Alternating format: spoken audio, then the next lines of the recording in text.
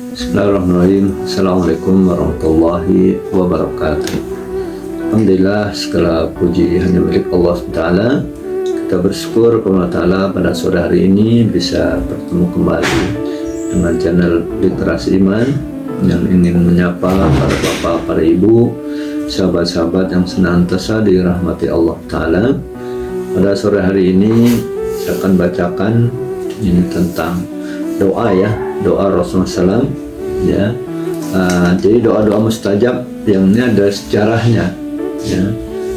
Doanya apa, ini sejarahnya seperti apa. Ini disusun oleh Muhammad Ali Usman.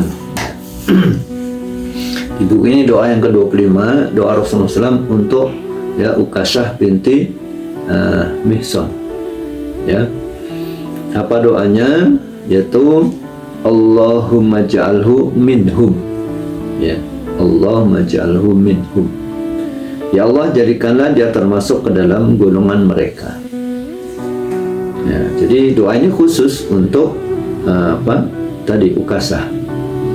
Yang memanjatkan siapa? Yang memanjatkanlah Rasulullah Sallallahu Alaihi Wasallam. Ya, apa peristiwanya? Ya, ini diriwayatkan, ya, di dalam hadis, ya, ini bukti bahwa doa itu dikabulkan oleh Allah Ta'ala. Jadi diriwayatkan dari Ibnu Abbas radhiyallahu anhu bahwa Nabi SAW bersabda, telah ditampakkan padaku semua umat, ya, tiap Nabi berjalan bersama dengan para pengikutnya. Aku melihat seorang Nabi yang hanya memiliki beberapa pengikut. Ada juga seorang Nabi yang hanya memiliki 5 orang pengikut. Bahkan ada seorang Nabi yang tidak memiliki pengikut sama sekali. Tiba-tiba sekumpulan orang berjalan di depanku, maka aku bertanya, wahai Jibril, apakah mereka umatku? Nah, ini ternyata Nabi itu juga ada yang banyak pengikutnya, ada yang pengikutnya cuma sedikit, bahkan ada yang cuma 5 orang, bahkan ada yang tidak punya pengikut sama sekali. Jadi penyeru dakwah, penyeru jalan kepada Allah Ta'ala, ya, tugasnya hanya menyeru.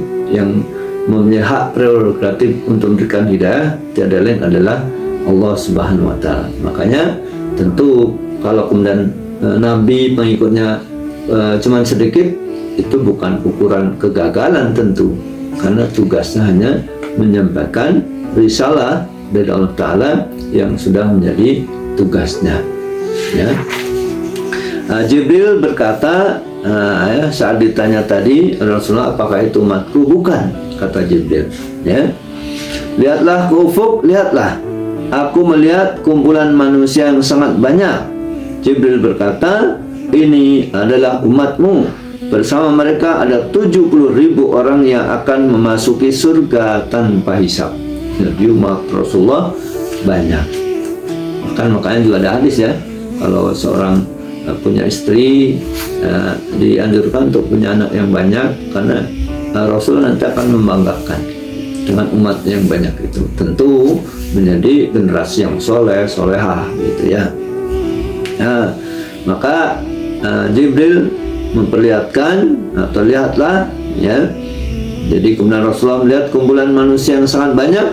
Jibril berkata, ini adalah umatmu, ya.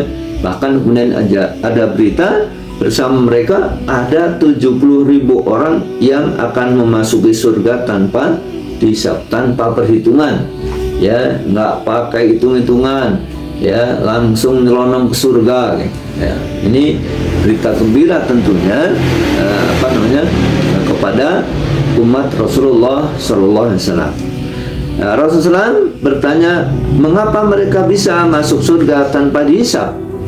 Kenapa 70.000 orang tadi masuk surga tanpa dihisab, tanpa dihitung, ya? Kemudian maka Jibril menjawab, mereka adalah orang yang tidak pernah berobat dengan kain, ya.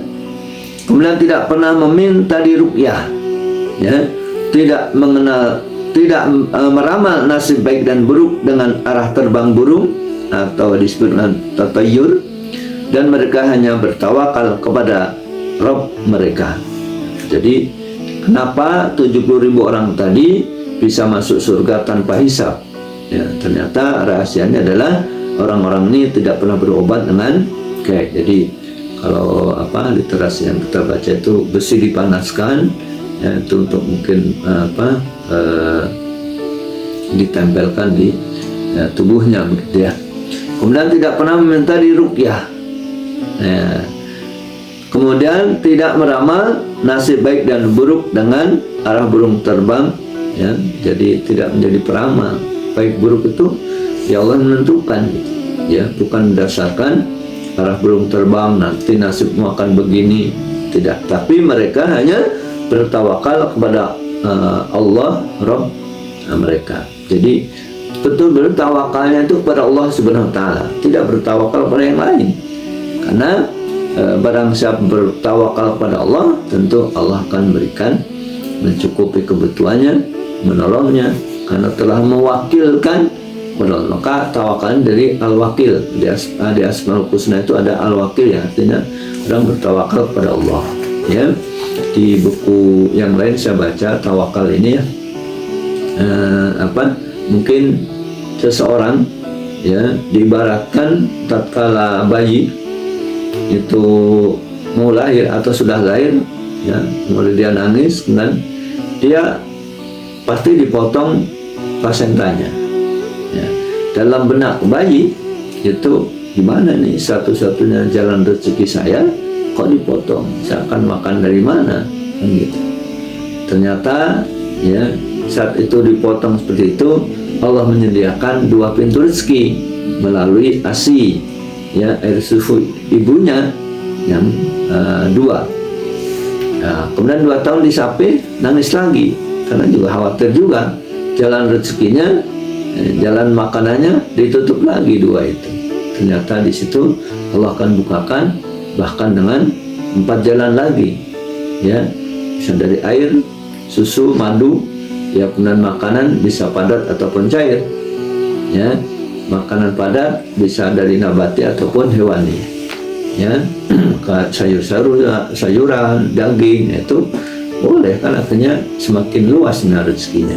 Yaitu orang yang tawakal, mewakilkan atau bergantung hanya kepada Allah Ta'ala, maka sebenarnya pintu-pintu jalan keluar atau pintu-pintu rezeki ataupun yang lainnya itu akan dimudahkan gitu. Nah, termasuk di sini kenapa tadi ada orang-orang rombongan yang kemudian masuk surga tanpa dihisab, ya, di antaranya mereka hanya bertawakal kepada Allah Ta'ala, kepada Rabb mereka, ya. Di samping tadi tidak berobat dengan baik, kemudian tidak pernah meminta diruqyah, juga tidak kemudian meramal, ya, nasib baik dan buruk dari pada arah terbangnya burung, ya. Kemudian dalam kondisi begitu tiba-tiba Ukasah bin Mihsan berdiri dan bertanya, ya, berdoalah kepada Allah agar aku termasuk ke golongan mereka, ya. Jadi Ukasah menyampaikan kepada Rasulullah, ya, berdoalah kepada Allah agar aku termasuk golongan orang yang di dalam itu masuk surga tanpa hisab itu. Lalu Rasulullah berdoa, ya Allah, jadikanlah dia termasuk ke dalam golongan mereka. Nah, ini cepat nih, Ukasah punya respon yang cepat, ya. Akhirnya kemudian Rasul pun mendoakan bagi Ukasah ini dengan doa tadi, Allahumma ja'alhu minhu, ya. Ya Allah, ya, jadikanlah dia termasuk ke dalam golongan mereka. Kemudian ada orang lain yang ikut berdiri dan berkata, berdoalah kepada Allah agar aku termasuk ke dalam golongan mereka, ya, golongan itu, yaitu masuk surga tanpa dihisab tadi. Maka benar Rasulullah bersabda, Ukasah telah mendahulimu. Kalah cepat dalam kebaikan, dalam respon, akhirnya telah terdahului oleh Ukasah. Makanya dalam Islam itu kita mengenal isar, ya, mendahulukan orang lain daripada dirinya, ya. Menurut keterangan itu hal yang sifatnya duniawi. Tapi yang sifatnya ibadah, sifatnya kebaikan, amal akhirat, justru fastabiqul khairat, berlomba-lomba dalam kebaikan, ya, harus saling mendahului gitu, ya.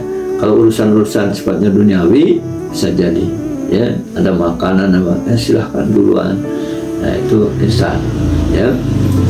Nah, dalam riwayat Muslim disebutkan Ukasah berdiri dan berkata, mohonlah kepada Allah agar aku termasuk ke dalam golongan mereka. Ya, Rasulullah SAW menjawab, ya, kamu termasuk ke dalam golongan mereka. Nah, itu salah satu doa yang dipanjatkan Rasulullah khusus untuk Ukasah, karena yang lain tatkala minta sudah kedahuluan, dan bukti dikabulkannya riwayat tadi ya. Jadi Rasulullah mendoakan. Mungkin yang bisa kita sampaikan, mudah-mudahan bermanfaat buat kita semuanya. Kita semakin terus mendekatkan diri kepada Allah Ta'ala juga melalui doa-doa kita, dan mudah-mudahan kita juga digolongkan termasuk orang-orang yang benar-benar masuk surga tanpa hisab.